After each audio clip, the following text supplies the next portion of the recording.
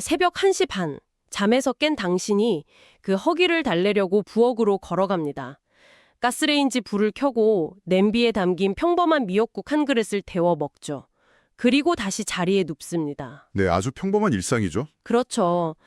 누구나 살면서 한 번쯤 겪어봤을 이 지극히 세속적이고 뭐랄까 일상적인 야식 타임이잖아요.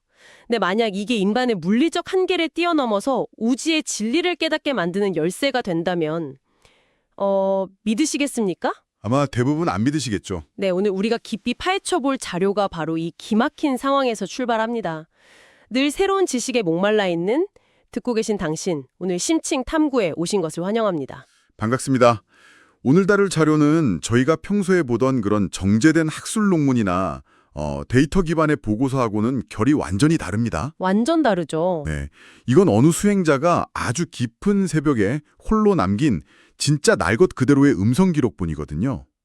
처음 시작도 방금 말씀하신 것처럼 미세한 진동과 배고픔에 깨서 미역국을 먹었다. 이런 아주 건조하고 일상적인 묘사로 시작하는 개인의 체험기입니다. 그래서 저는 이 기록이 더 미치도록 흥미로운 것 같아요. 왜냐하면 막 폭포수 아래에서 가부좌를 틀고 몇 년을 버틴 무용담이 아니잖아요. 그렇죠. 산속 깊은 곳도 아니고요. 네네. 새벽에 부엌에 서서 먹은 그 평범한 미역국 한 그릇이 대체 어떻게 그 모호하기 짝이 없는 에너지라는 것의 실체를 증명하고 나아가서 우주적 통찰로 이어지는지 오늘 그 숨겨진 연결고리를 낱낱이 해체해 보려고 합니다. 자, 이 부분을 좀 파헤쳐보죠. 네, 좋습니다. 화자가 미역국을 먹고 다시 누워서 선정, 그러니까 아주 깊은 명상 상태에 빠져들었다고 기록했거든요. 근데 솔직히 저는 여기서 약간 의심부터 들었습니다. 아, 어떤 부분에서 의심이 드셨나요? 아니, 새벽 1시 반이잖아요. 따뜻한 국물을 먹고 배가 부른 상태로 이불 속에 딱 누웠다? 이거 우리가 흔히 아는 아주 강렬한 식곤증 아닌가요? 아, 식곤증이요? 충분히 그렇게 생각하실 수 있죠. 네, 혈당이 오르면서 몸이 막 노곤해지고 몽롱해지는 그 포만감을 어쩌면 화자가 영적인 에너지 충만함으로 착각했을 가능성도 사실 배제할 수 없을 것 같거든요. 진짜 아주 예리한 지점입니다. 실제로 우리가 밥을 먹고 나면 부교감 신경이 활성화되잖아요. 그러면 소화기관으로 혈류가 확 몰리고 뇌로 가는 혈류량이 줄어들어서 졸음이 막 쏟아지죠. 그렇죠. 눈이 막 감기잖아요. 맞아요. 하지만 이 화자의 기록을 조금 더 자세히 들여다보면 이게 단순한 수면 상태나 식곤증하고는 완전히 다른 생리적 징후를 보인다는 걸 알 수 있습니다. 완전히 다르다고요? 네, 화자는 의식이 흐려지는 게 아니라 오히려 극도로 투명해진다고 해요. 그리고 몽롱함 대신에 온몸에 어떤 미세한 진동을 느낀다고 묘사하거든요. 진동이요? 네, 진동입니다. 보통 우리가 기 혹은 에너지라고 하면 눈에 보이지 않는 아지랑이나 뭔가 머릿속에서 상상하는 따뜻한 빛 같은 추상적인 걸 떠올리잖아요. 맞아요. 좀 뜬구름 잡는 얘기 같죠, 사실. 네, 근데 이 화자는 상상력이 아니라 아주 묵직하고 물리적인 감각을 지원합니다. 발끝부터 그 미국 창고, 그러니까 쌀 창고에 쌀가마 쌓이듯 기운이 쌓인다라고 표현해요. 와, 이 쌀가만이라는 비유는 진짜 압도적이네요. 엄청 구체적이죠. 네, 기운이라는 게 그저 기분 탓이 아니라 막 쌀가마니처럼 구체적인 질량과 부피를 가지고 내 몸 안에 차곡차곡 아주 무겁게 쌓인다는 거잖아요. 이건 확실히 식곤증의 그 노곤함하고는 거리가 머네요. 여기서 매력적인 부분이 바로 그겁니다. 동양 수련에서는 이 단계를 축기라고 부르거든요. 에너지가 몸에 축적되는 과정이요. 이 기록은 그 축기 현상을 현대인들도 이해할 수 있을 만큼 가장 물리적이고 생생하게 증명해내고 있어요. 아, 축기. 네, 이 축기가 일정 수준에 도달하면 신체에 아주 특이한 현상이 벌어집니다. 화자의 표현에 따르면 온몸이 팽만해지고 내가 막 억지로 호흡을 통제하는 게 아니라 단전히 스스로 숨을 쉬는 그런 자발적 호흡이 일어난대요. 스스로 숨을 쉰다고요? 네, 그리고 나아가서 이 에너지가 신경망을 타고 전신을 순환하는 이른바 전신추천의 상태로 진입하게 되는 거죠. 잠깐만요. 전신주천이라는 단어가 약간 그 무협지에서 나올 법한 좀 생소한 용어인데요. 에너지가 전신을 순환한다는 게 구체적으로 어떤 원리인가요? 이게 단순히 막 혈류가 빨라져서 피가 팽팽하게 도는 혈액순환하고는 다른 메커니즘인 건가요? 혈액순환도 물론 그 현상의 일부이긴 합니다만 핵심은 신경계와 근막 조직에 흐르는 생체 전기의 활성화로 보는 게 현대적 해석에 더 가깝습니다. 생체 전기요? 네, 우리 몸은 항상 미세한 전기를 띠고 있잖아요. 근데 일상적인 상태에서는 이 전기적 신호가 그냥 생존이나 기초대사에만 간신히 쓰이거든요.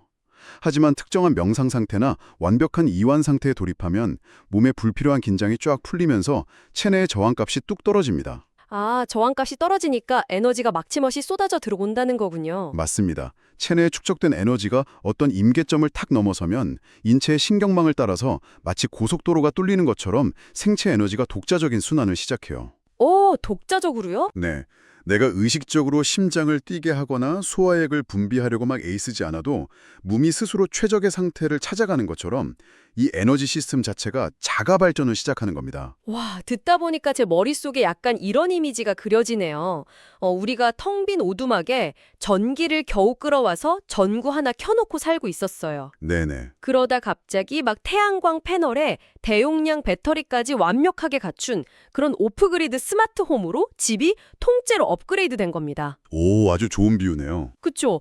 외부에서 억지로 에너지를 끌어올 필요 없이 그냥 집안의 에어컨, 보일러, 공기청정기가 나의 의지랑은 아무런 상관없이 완벽한 타이밍에 스스로 알아서 쫙 작동하면서 최적의 온습도를 맞추는 그런 최고급 자동화 시스템 말입니다. 네. 그 스마트홈 비유가 이 상황을 아주 완벽하게 설명해 줍니다. 에너지 관점에서 보면 육체가 외부 자극이나 어떤 억지스러운 노력 없이도 완벽한 항상성을 유지하는 최상의 활성화 상태에 도달한 거죠. 자, 그럼 내 몸이 그렇게 완벽한 자가발전 스마트홈이 되었다고 한번 가정해 볼게요. 육체적 에너지가 꽉 찬 건 알겠습니다. 네. 근데 육체가 건강해졌다고 해서 과연 우리의 정신이나 마음까지 자동으로 업그레이드가 될까요? 저는 사실 헬스장에서 몸이 막 엄청나게 좋은 분들을 자주 보는데 그분들이 모두 다 성인군자처럼 도덕적이거나 무슨 깨달음을 얻은 상태는 아니란 말이죠. 육체적 에너지랑 내면의 심리 상태는 대체 무슨 상관관계가 있는 겁니까? 육체적 근육의 발달하고 생체 에너지의 축적은 완전히 다른 차원의 이야기거든요. 이 기록에서 화자는 에너지를 느끼면서 미세한 시열이 찾아왔다고 증언해요. 미세한 희열이요. 네, 그리고 그 심리적 변화를 6가지 감각으로 해체해서 설명합니다. 초연함, 따뜻함, 긍정, 충만함, 유연함, 그리고 모든 것이 뚜렷하게 이해이르는 자명함. 화자는 이 완벽하게 조화로운 상태가 그 불교에서 말하는 육바라밀의 경지가 아닌가 하고 통찰해내죠. 잠깐만요. 불교의 육바라밀이요? 보시, 지계, 인욕, 정진, 선정, 반야 이거잖아요. 오, 정확히 아시네요. 근데 이건 우리가 상식적으로 생각하기엔 끊임없는 자기 수양이나 피나는 노력을 통해서 실천해야만 하는 엄청나게 빡센 도덕적 덕목들이잖아요. 막 참아야 하고 베풀어야 하고 본능을 억누르면서 애써야 하는 고행의 결과물 아닙니까? 그렇죠. 대부분의 종교나 윤리학에서는 그렇게 가르치죠. 인간의 어떤 이기적인 본능을 거슬러서 도달해야 하는 당위적 목표이자 의지의 영역으로 봐요. 맞아요. 항상 노력하라고 하죠. 하지만 이 자료가 던지는 묵직한 통찰은 우리의 상식을 완전히 뒤집습니다. 에너지가 육체에 완벽하게 충만해지면 그런 덕목들을 억지로 행하는 것이 아니라 그냥 그 상태 자체가 되어버린다는 겁니다. 행하는 것이 아니라 되어버린다. 와, 이 차이가 엄청난데요? 엄청나죠. 예를 들어서 누군가를 돕는 보시를 생각해 볼까요? 내 안이 결핍되어 있고 당장 나 먹을 것도 부족한데 도덕적인 의무감 때문에 억지로 남한테 나누어 주려면 사실 심리적인 고통이나 억울함이 따르잖아요. 아까워서 손발이 떨리죠, 사실. 맞아요. 근데 화자의 상태는 다릅니다. 내면의 에너지가 너무 충만해서 마치 물컵에 물이 가득 차다 못해 밖으로 콸콸 흘러넘치는 것처럼 자연스럽게 이타심이 발현되는 거예요. 아, 그렇다면 화가 날 때 꼭 참는 인욕이라는 덕목도 마찬가지겠네요. 우리는 보통 분노가 막 치밀어 오를 때 허벅지를 꼬집어가면서 이를 꽉 깨물고 화를 억누르는 걸 인내심이라고 부르잖아요. 네. 근데 이 화자의 상태에서는 무언가를 참는다는 개념 자체가 아예 성립하지 않게 됩니다. 참을 필요가 없다는 건가요? 감정이 아예 안 생기는 로봇이 되는 건 아니잖아요. 로봇이 된다는 게 절대 아닙니다.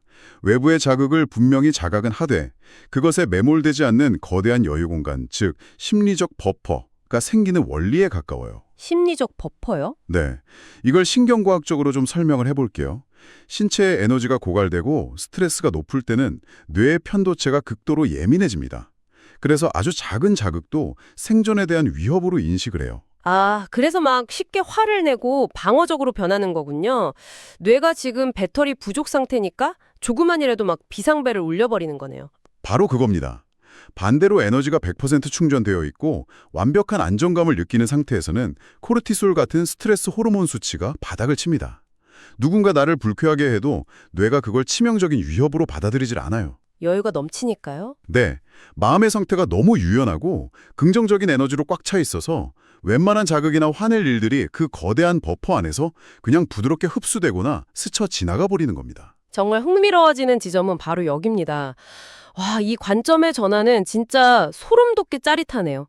듣고 계신 당신도 한번 생각해 보세요. 우리가 살면서 겪는 수많은 내적 갈등, 그 출근길 꽉 막힌 도로에서 빵빵거리면서 분노하고 가까운 사람한테 짜증내고 또 후회하는 그 지긋지긋한 쳇바퀴 말입니다. 매일 겪는 일상이죠. 그렇죠. 근데 그게 사실 내 인성이 쓰레기라서가 아니라 그저 내 안의 에너지가 바닥을 드러내고 있다는 생물학적인 경고음이었다면 어떨까요?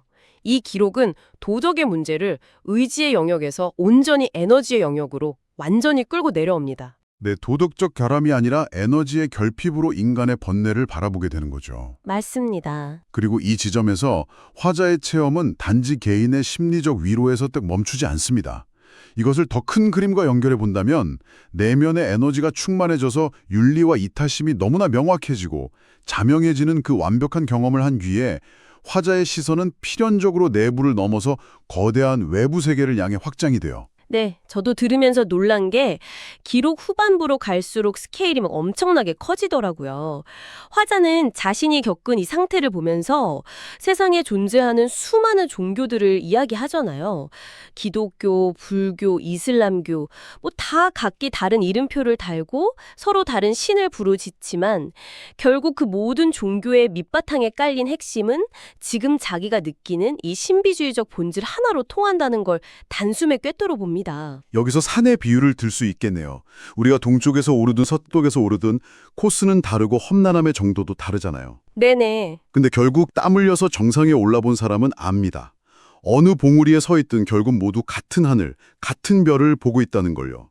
화자는 자신이 겪은 이 에너지의 충만함이 이름만 다를 뿐 인류 역사상 그 수많은 구도자들과 성인들이 도달하고자 했던 바로 그 진리의 코어라는 걸 직관적으로 알아챈 겁니다. 바로 거기서 그 소우주인 나와 대우주가 만난다는 엄청난 통찰이 등장하죠. 근데 전문가님, 저는 이 부분에서 청취자분들을 대신해서 조금 삐딱한 질문을 하나 던지고 싶습니다. 네, 해보시죠. 종교의 껍질을 다 벗겨내고 남은 우주의 원리가 내 안에 있다. 이 문장 좀 너무 신비주의적이고 약간 사이비 종교의 교리처럼 들릴 위험도 있지 않나요? 아, 그렇게 들릴 수도 있겠네요. 네, 이 우주의 원리라는 걸 그저 추상적인 신비주의가 아니라 현대 과학이나 어떤 뇌과학의 언어로 번역해 주실 수 있습니까? 아주 중요한 요구입니다. 현대 뇌과학에서는 명상이나 극도의 영적 체험을 할 때 뇌에서 일어나는 변화를 이렇게 설명하거든요. 우리 뇌에는 평소에 자아를 인지하고 과거랑 미래를 끊임없이 계산하는 그 디폴트 모드 네트워크, 즉 DMN이라는 부위가 활발하게 돌아갑니다. 디폴트 모드 네트워크요? 네, 쉽게 말해서 나라는 에고를 유지하는 스위치 같은 거죠. 아, 막 불안해하고 남이랑 나를 비교하고 내 생존을 걱정하는 그 쉴 새 없는 목소리들이군요. 정확합니다. 근데 에너지가 완벽하게 충전되고 깊은 선정 상태에 딱 들어가면 뇌 스캔상에서 이 DMN의 활성도가 급격히 뚝 떨어집니다. 나와 외부 세계를 구분짓는 경계선이 뇌의 인식 과정에서 아예 흐려지거나 사라져버리는 거죠. 경계가 사라진다고요? 네. 자아의 경계가 무너지면 개체로서 느끼던 고립감은 사라지고 내 주변의 공기, 자연, 나아가서 이 우주 공간 전체와 내가 하나로 연결되어 있다는 아주 강렬한 합일감을 느끼게 돼요. 와우. 이것을 뇌과학자들은 자아 용해, 즉 에고 디솔루션이라고 부르고요. 수행자들은 대우주와의 합일이라고 부르는 겁니다. 언어만 다를 뿐 묘사하는 현상은 정확히 일치하는 거죠. 아, 뇌과학의 언어로 들으니까 그제야 완벽하게 납득이 됩니다. 그렇다면 이 모든 게 듣고 계신 당신에게 대체 무슨 의미일까요? 아주 중요한 질문이죠. 우리 현대인들은 거대한 사회 시스템 속에서 매일 출퇴근하면서 스스로를 아주 작고 무력한 톱니바퀴는 소모품처럼 느끼기 쉽잖아요. 늘 지쳐있죠. 네, 하지만 특정 종교나 외부의 절대자한테 기대지 않고도 그저 내 몸 안의 에너지를 충만하게 채우는 것만으로 내 뇌의 스위치가 전환되고 우주의 이치에 맞닿을 수 있다는 이 가능성. 이건 위축된 현대인의 자아에 엄청난 해방감을 줍니다. 우주를 보려고 막 제임스 웹 망원경을 우주로 쏠 필요 없이 내 몸이 곧 우주로 가는 게이트웨이였다는 거잖아요. 맞습니다. 스스로가 얼마나 경이로운 시스템을 갖춘 존재인지 깨닫게 되는 자기 긍정의 극치라고 할 수 있죠. 네, 진짜 황홀한 경험일 것 같아요. 산 정상에서 우주를 맛보는 듯한 기분이겠죠? 근데 여기서 다시 저의 아주 현실적이고 찌질한 자아가 고개를 듭니다. 어떤 부분이죠? 산 정상의 경치랑 하빌감이 아무리 끝내준다고 해도 우리는 영원히 산 꼭대기에 텐트를 치고 막 이슬만 먹으면서 살 순 없잖아요. 그렇죠. 우리에겐 해결해야 할 일상이 있으니까요. 네. 당장 내일 아침 알람 소리에 깨서 출근 지옥철에 내 몸을 우겨 넣어야 하고 그 까탈스러운 직장 상사 메일에 답장도 해야 하고 밀린 카드값도 계산해야 합니다. 번개처럼 찾아온 이 놀라운 우주적 깨달음과 내과학적 자아 용해를 경험했다 한들 산에서 내려오면 대체 내 삶에 무엇이 남는 걸까요? 이 험난한 자원주의 사회에서 그 팽만한 에너지를 유지하는 게 과연 가능이나 한 얘기입니까? 이건 아주 중요한 질문을 제기합니다. 많은 사람들이 이런 신비로운 영적 체험 그 자체를 무슨 완성된 목적지로 오해하곤 하거든요. 아, 큰일 났다 이렇게요? 네. 한번 깨달음을 얻으면 영원히 불행 끝 행복 시작일 거라고 착각하죠. 하지만 화자가 남긴 결정적인 마지막 기록은 정확히 그 환상을 부수어 버립니다. 화자는 이렇게 말해요. 이걸 계속 유지하도록 하는 게 수행의 궁극적인 목표로 가는 거야 라고요. 계속 유지하는 것. 와, 그 단어가 갑자기 진짜 뼈를 때리네요. 그렇죠. 이 기적 같은 우주적 체험을 한낮 술자리에서 떠버리는 신기한 무용담이나 내가 왕년에 우주랑 연결돼봤지 하는 일회성 추억으로 휘발시키지 않겠다는 아주 무서운 선언입니다. 현실로 가져오겠다는 거군요. 맞습니다. 외부의 소음과 스트레스가 난무하는 팍팍한 일상 속으로 그 지극히 고요하고 충만한 비범한 상태를 끌고 내려오는 것. 상사가 소리를 지르고 카드값이 날아오는 현실 속에서도 내면의 에너지 스위치를 다시 탁 켜고 빠르게 평정심의 베이스라인으로 돌아오는 회복 탄력성을 갖추는 것. 그것이 진정한 수행의 목적임을 전문가의 시선에서도 거듭 강조하고 싶습니다. 비범함을 평범함 속으로 끌어내려와서 뿌리내리게 한다. 잠깐만요. 이렇게 생각해보니까 이 거대한 서사의 시작점이 다시 떠오릅니다. 어떤 거죠? 애초에 이 이야기의 출발점이 뭐였죠? 우주의 진리를 깨달은 장소가 무슨 히말라야 산맥의 동굴이 아니었어요. 한밤중에 잠이 깨서 허기를 달래려고 부엌에서 끓여 먹은 평범한 미역국 한 그릇이었습니다. 네. 인간의 생존과 직결된 가장 원초적인 식욕, 그리고 가장 평범한 육체의 삶에서 시작했죠. 맞습니다. 가장 우주적이고 비범한 진리조차도 결국은 두 발을 땅에 딛고 밥을 챙겨 먹고 소화시키는 이 가장 평범하고 끈적끈적한 육체의 일상 위에 굳건하게 발을 딛고 있어야만 완성된다는 뜻 아닐까요? 정확한 통찰입니다. 미역국에서 시작해서 우주를 돌고 다시 출근길의 일상으로 돌아오는 이 궤적. 와, 이보다 더 완벽한 기승전결이 있을 수 있을까요? 하늘의 이치를 깨달았다고 해서 땅의 삶을 하찮게 여기고 도피하는 게 아니거든요. 오히려 땅에 발을 딛고 치열하게 살아가면서도 그 안에서 하늘의 이치를 숭시듯 자연스럽게 살아내는 거죠. 미역국과 쌀가마니, 신경계의 에너지와 우주적 합일감이 결국 분리된 것이 아니라 하나의 거대한 생망활동으로 깨어지는 아주 중요한 지점입니다. 자, 당신의 시간을 아껴드리는 심층 탐구. 이제 이 숨가쁜 여정을 갈무리해 보겠습니다. 오늘 우리는 새벽 1시 반에 평범한 미역국 한 그릇에서 출발해서 쌀가마니처럼 묵직하게 쌓이는 생체 에너지의 축기를 해구했습니다. 네. 그리고 그 에너지가 어떻게 억제스러운 도덕적 고행을 불필요하게 만들고 이타심과 평정심을 자연스러운 존재의 상태로 자동 변환시키는지 뇌과학과 심리학의 렌즈로 들여다봤죠. 나아가서 종교의 껍질을 다 벗겨낸 자리에서 나의 신경계가 우주와 동기화되는 자아용야의 경지를 확인했고요. 마지막으로는 그 거대한 깨달음을 일회성 이벤트로 끝내지 않고 우리의 치열한 일상 속에서 유지해내는 것이 삶의 진짜 과제임을 외웠습니다. 이 탐구를 통해서 듣고 계신 당신도 한 가지는 확실히 깨달으셨을 겁니다. 당신의 내부에는 그저 아직 스위치가 켜지지 않았을 뿐이지 언제든 우주와 연결될 수 있는 이 무한한 가능성의 가전제품들이 완벽하게 장착된 채 잠들어 있다는 사실을 말이죠. 누구나 가지고 있죠. 네. 오늘이 깊은 탐구를 마치며 저는 당신에게 한 가지 흥미로운 질문을 남기고 싶습니다. 어떤 질문인가요?